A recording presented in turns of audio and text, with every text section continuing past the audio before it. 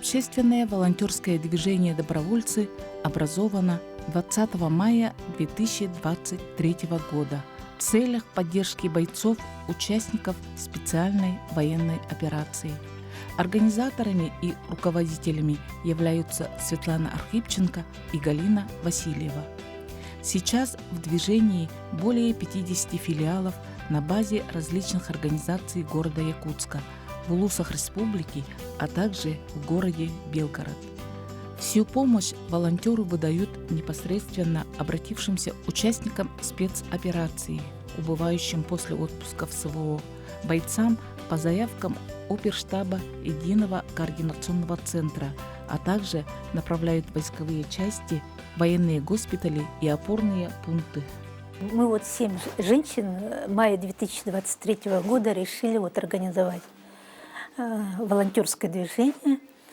И с этого момента мы до сих пор здесь находимся, на Короленко 6, плетем маскировочные сети. Вначале у нас были индивидуальные сети, такие на рыболовные сети «Дель», а затем мы перешли на эти сети. И сейчас у нас на ноу-хау мы добавляем сюда листочки, и иногда у нас бывает двойное плетение этих листочков. Но бойцам нравится. Они приходят в отпуск или после ранения, хвалят эти сети, что они какие-то долговечные, у некоторых даже еще до сих пор хранятся. В основном когда мы плетем маскировочные сети, были у нас нашлемники тоже, делаем.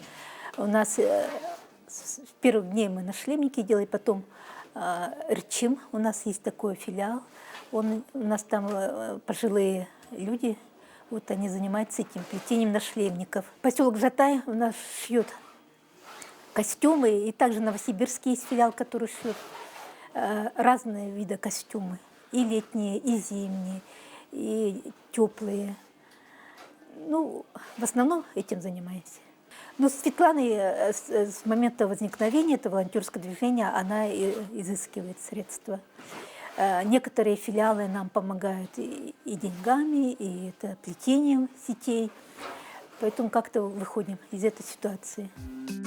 Одна из самых активных волонтеров-добровольцев Майя Романова знает работу оперативного штаба изнутри. Она работала в опорном пункте республики в городе Новоазовск. И, наверное, как никто другой, знает цену гуманитарной помощи из Родины.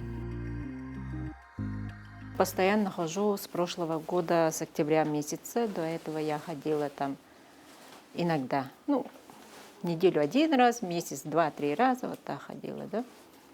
А с прошлого года, с октября месяца, как только я приехала там с Новоазовска, начала здесь ходить и плести.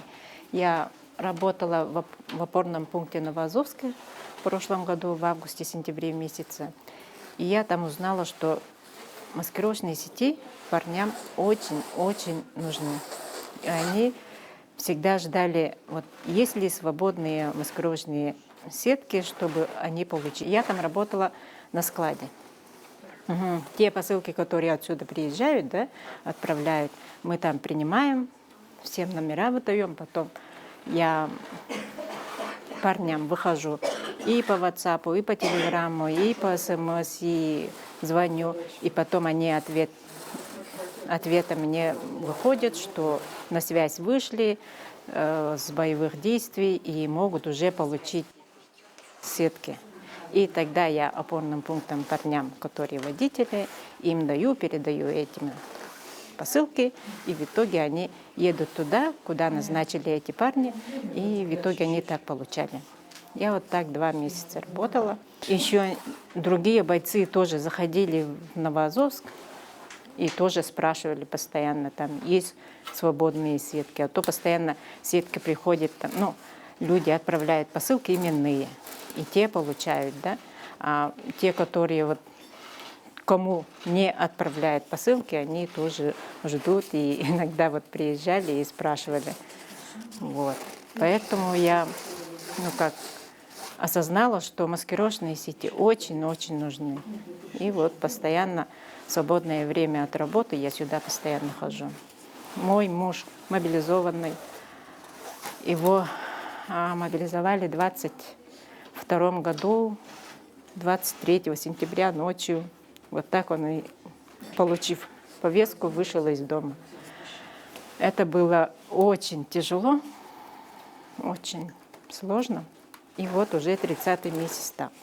Я начала ссылку собирать для него, там теплые вещи. И потом ждала, когда вот опорный пункт откроется. Он никак не открывался.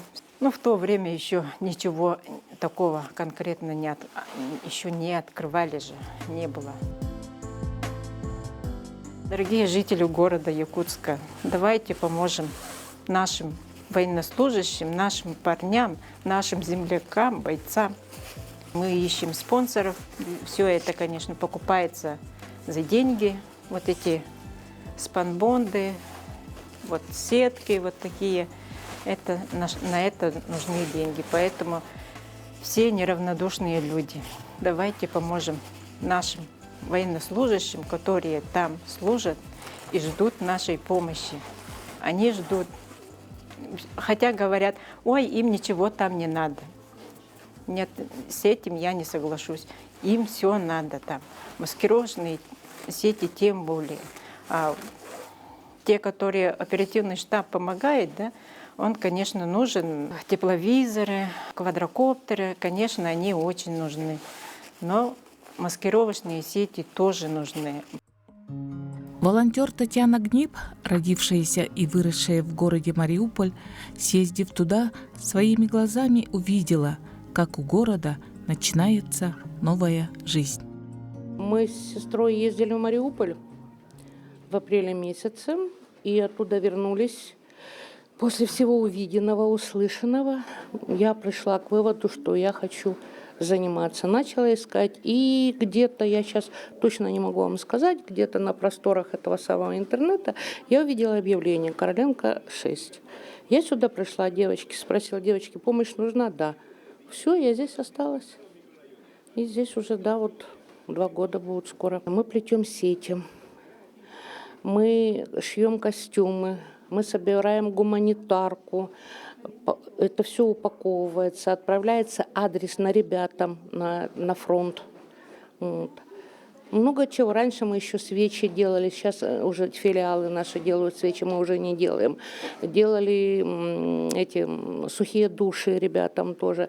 Сейчас тоже уже почти не делаем, отправляем салфетки, полотенца влажные, так выгоднее. Удобнее и выгоднее. Если смотреть глобально, то очень много чего делаем по той простой причине, что нас было очень-очень мало, а сейчас у нас около 50 филиалов в Якутске и по улусам. Так что каждый что-то делает свое. Кто индивидуалки плетет, то есть вот не с такой сетки, это вот сетка у нас жесткая, она для техники, а индивидуалка это конкретно человек, который некоторые делают для снайперов, потом одеяло еще делали для снайперов, которые вот это тепловизор это самое не видит их. То есть много чего делаем. Всего понемножку, в общей сложности получается много. И когда у нас собираются деньги, начинаем собирать, мы еще на фронт отправляем такие вещи, как генератор отправляли, 3D-принтеры.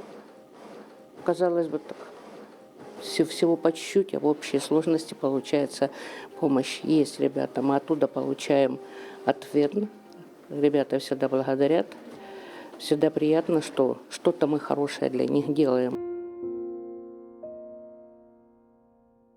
Это тяжело. Вы понимаете, одно дело видеть это по телевизору, картинки, а другое дело увидеть это своими глазами. Это 2 больших разницы. Это очень 2 больших разницы. Помимо того, что мы там были уже, прошел год, как их освободили, но тем не менее, проходя по улице, на которой не осталось ни одного целого дома, еще стоит запах все-таки. Вот этот. Нет, это не знаю, как они это все пережили, я до сих пор этого понять не могу. От города осталось, если осталось 10%, то хорошо. Эти руины, жутко, очень жутко. А рассказы, так это вообще кошмар. Как не может кошмар, если ты идешь под ногами, у тебя снаряд. в асфальте торчит. Его приехали, раскрутили, убрали, но его не убрали, он так торчит. Здесь валяются патроны, здесь валяется коробка под патрон для автоматов, и это все еще валяется везде. И вот идешь, вот это все у тебя под ногами, ты это все видишь, это жутковато. А особенно, когда разговаривали, заходили, ну, моя одноклассница, она попросила, чтобы я зашла, Лидия Васильевна, она говорила, подозвала меня и говорит, смотри, села на кровать, и у нее четко, вот здесь вот, буквально в миллиметре над макушечкой дырка в стене. Вот. Так что то, что вот смотрела, видела, рассказывали, это жутко. Я вообще поражаюсь, как они пережили все. До сих пор не доходит, как это может вот человек делать такие вещи. Это, я не знаю, это не люди, это звери. Их нельзя людьми назвать. Не было у них там воды, не было света, не было газа, не было ничего. Они костры жгли и кушать готовили, детей своих кормили, собирали дождевую воду. И он сидел с ними, ну, бандеровец этот, детям еще чем-то детей угощал. А когда наши ребята начали подходить, мамы похватали своих детей и в подвал. Он открыл подвал, кинул туда 2 гранаты и ушел. Что можно еще говорить, если вот это даже такая... Я много чего могу рассказать. То, что рассказывали, оно не поддается, оно не срастается у нормального человека, оно не срастается в голове. Это очень-очень тяжело, очень сложно. Но, тем не менее, это да, и я до сих пор вот... Там остались родственники. Вот в этом году последние 86 человек вылезло оттуда, слепые уже. Уже они ослепли даже. Вот. Но тем не менее, сидели они там до последнего. Ну, туда, как вот говорили, это самое, с кем я там разговаривала, говорили, что туда, именно в этот Азовсталь завозили 8 лет продукты, оружие и все остальное. А жили они выселили детей в интернате, 2 интерната, они выселили оттуда детей и заселили вот военными. Вот, все это готовилось очень долго. Готовилось это с той целью, как сказать, они хотели напасть, но мы опередили их буквально на 2 дня, как мне там говорили. Так что готовилось это долго. Я говорю, 8 лет они туда все это завозили. Понятное дело, они там могли еще не знаю сколько сидеть. Ну все, сейчас город очистили. Сейчас те, которые вот заселились, они же приезжали туда не только, они еще семьи туда перетаскивали. И вот они там остались, как их называет местное население, их называют ждуны. Они все равно ждут, что может вдруг чего-нибудь. Не, уже у них не получится. Уже наши ребята там, люди очень-очень сильно рады этому. Уже все получили, абсолютно все получили российские паспорта. То есть уже все, жизнь пошла под российским флагом. Люди довольны, люди счастливы. Так что это самое. Уже возврата к тому не будет. Раньше люди были чище и добрее душой. И как-то сплоченнее. Я вот смотрю на это, на все, да, некоторые тоже, даже у меня спрашивали, вам там типа того, что зарплата есть, какая зарплата? Это добровольно, мы почему называемся добровольцы, это ну ты что, говорит, ненормально, тебе что делать нечего. Даже вот такое. То есть получается, пусть Ваня воюет, а я отдохну. Я подожду, чем это все закончится. А во время Отечественной войны такого не было. У меня дедушка пропал без вести. У меня были, так сказать, в школе подшефные эти участники ВОВ, да, но мы им помогали, там все это, сон как обычно. И со временем я заинтересовалась, дедушка пропал без вести, ну как-то же можно где-то что-то как-то найти. Ну, я нашла сослуживцев, мне рассказали, как видели, как он погибал, он был командиром, он поднял своих бойцов с пистолетом, и взорвался снаряд, они-то дальше побежали, потом, когда вернулись, ничего не нашли. И мы буквально, я не помню, в каком году первый раз все-таки я пришла к выводу, что нужно все-таки сделать портрет и выйти с бессмертным полком. Сделали портрет, и с сестрой вышли с бессмертным полком. И на следующий год нам его данные нашли. Это действительно было удивительно. Пока мы не выходили, мы не могли его нигде найти. Мы вышли с этим портретом, мы пошли на следующий год, нам дали данные, где он погиб, когда и что. Все нашли. Это было очень-очень поразительно. Мы знаем, где дедушка погиб, когда погиб, и все остальное тоже точно все знаем. Вот. Люди были намного, я же говорю, лучше, чище и добрее. Там все было для фронта. Ну, бабушка много чего рассказывала, и одна, и вторая бабушка рассказывала, как они все это собирали, что они кушали, стараясь больше отправить на фронт. Вот. Тоже, если, как здесь вот говорят, если бы не караси, не выжили бы, да, а там, если бы не тюлька, они бы не выжили. Маленькая такая рыбка. Тюлечка ее называют, килька, тюлька, но она тюлька называется. Вот тоже, если бы не она, тоже очень-очень тяжело было. Но в основном старались все на фронт. Дети работали, тоже все на фронт, все для фронта было. У добровольцев есть постоянная обратная связь с бойцами. Они знают их по именам, а некоторые бойцы приходят в штаб, и их слова благодарности – это самое ценное для наших волонтеров. Вы знаете, до слез. Ай, как же сказать-то правильно? Ну, ты чувствуешь, что ты что-то сделал такое, что не зря. То есть, вот если вот эта вот сеточка спасет человечка, значит, я не зря прожила. Мне до слез, да, ребята благодарят, и реально до слез. То есть это очень приятно, что мы что-то делаем такое. Жизнь, ребят, от нас она не зависит. Ну, чуть-чуть, но все-таки от нас зависит немножко. Так что да, очень приятно, когда мы связываемся с ними. И когда нам ребята говорят спасибо. Они же, когда приходят, они же сюда приходят к нам. Обязательно приходят. Здесь общаемся, сидим, разговариваем, чай пьем. Так что да, все-таки это да, приятно. Желательно, чтобы еще и целые остались.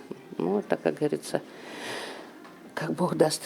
Ну, желательно, чтобы все это быстрее закончилось. Это тяжело. Бедные ребятишки, они уже устали. Я понимаю, как это сложно. Я понимаю, как сложно это семьям, которые их ждут. Это очень тяжело и очень сложно. Ты плети, плети, рука, а я буду петь, чтоб укрыла, сберегла парня моя сеть от чужих и злобных глаз, от старух с косой. Ты, петелечка, зигзаг, сбереги и скрой. Ты, веревочка, крепись, если ветер рвет, под тобой мальчишек жизнь, кто их там спасет? Ты плети, плети, рука, а мы будем петь, как укроет от врага обережье сеть. И накроет их крылом, как ладонью мать, и согреет их теплом, разрешив поспать. И как верим, что смогли отвести беду, что солдатики мои все домой придут. Ты плети, плети, рука, а я буду петь, чтоб укрыла, сберегла парня моя сеть. Милые ребятишки, самое главное, вам победы, и возвращайтесь домой живые и желательно целые. Победа будет за нами, а мы будем всеми силами вам помогать и молиться за вас. Дорогие зрители, в преддверии 80-летия Великой Победы призываем вас вступить в наши ряды по плетению маскировочной сети. Нам также помогает Народный фронт, и мы как бы увеличиваем уже количество плетения, поскольку это востребовано, это нужно каждому бойцу, каждому солдату. И будем рады в отношении поступления денежных средств для приобретения нами и сетей, и тканей для плетения, а также тканей для пошива костюмов. Будем очень признательны нашей просьбе.